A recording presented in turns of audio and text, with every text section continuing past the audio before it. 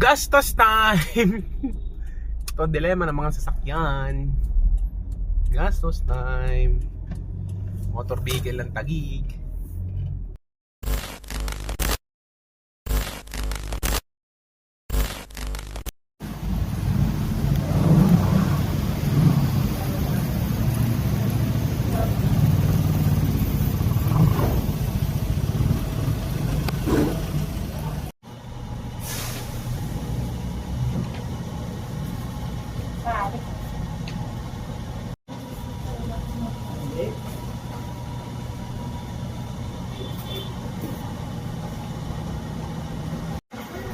Insurance pa yan?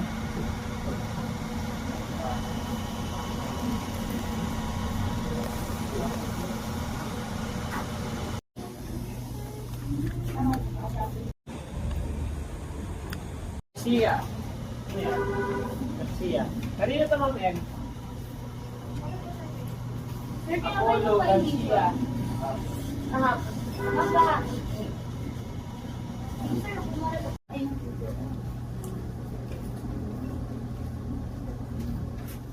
Ayan, tapos na ako sa payment, tapos na ako sa lahat, no? Sa insurance, 1,000 pesos. Sa MBIS dito sa testing area nila, 850 pesos para sa SUV. Pati sa cars, ayan. So, tapat lang to ng SMDC, tapat din to ng ginagawang City Hall ng Taguig, yung bago.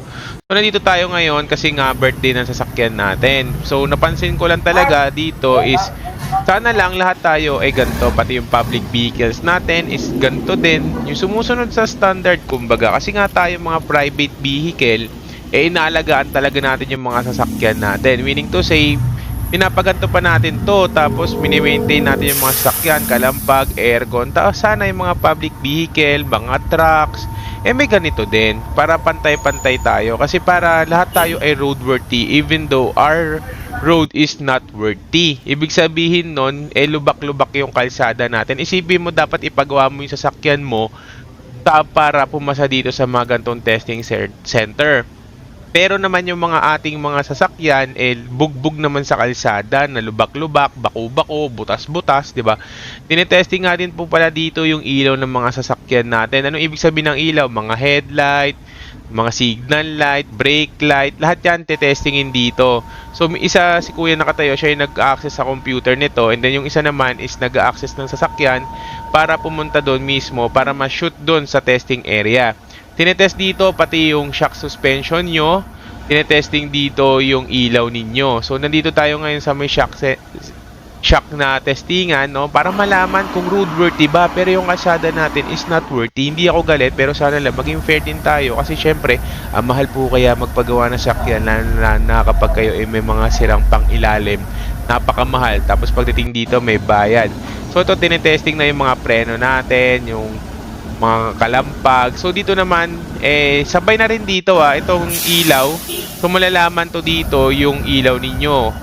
So, pumasa naman yung akin na 100 watts, 50 by 50 yon. Pumasa naman yung aking LED.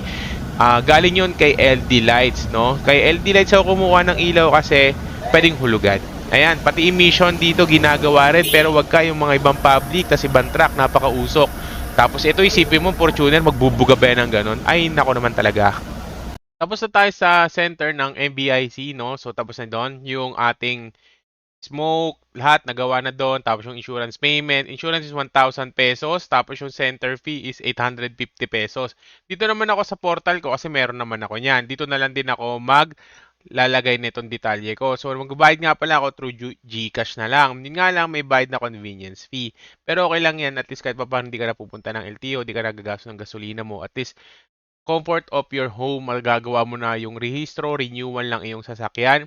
Yung Union Bank, no, convenience fee, so all in all, 23 plus 100 plus 114.30, total of 2424.30 ang ating babayaran para sa SUV.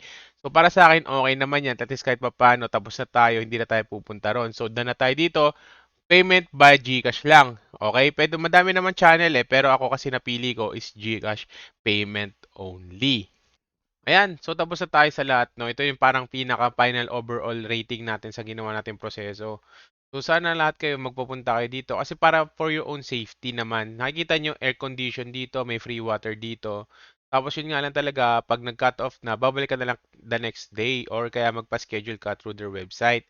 So ito yan, may motorcycle lane, may pila para sa private, no? Diyan lang talaga yan sila. May separate sila ng mga linya ang mga motor. So tapat lang talaga to ng SMDC ng Taguig or yung sa may Levy Mariano.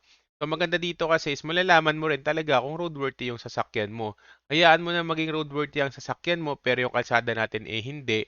Yun nga lang talaga, mag-ipon kayo ng pera kasi syempre yung kalsada natin sira, eh yung kailangan nito eh dapat maging roadworthy yung sasakyan mo pero yung kalsada natin is hindi.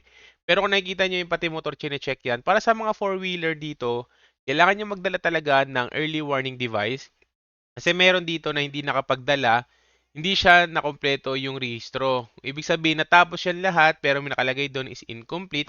Meaning to say, kailangan mong bumalik doon at hindi rin nila ibibigay sa'yo yung papel mo. Bakit? Kasi nga wala kang EWD. Isa yun sa mga requirement para makapasa ka.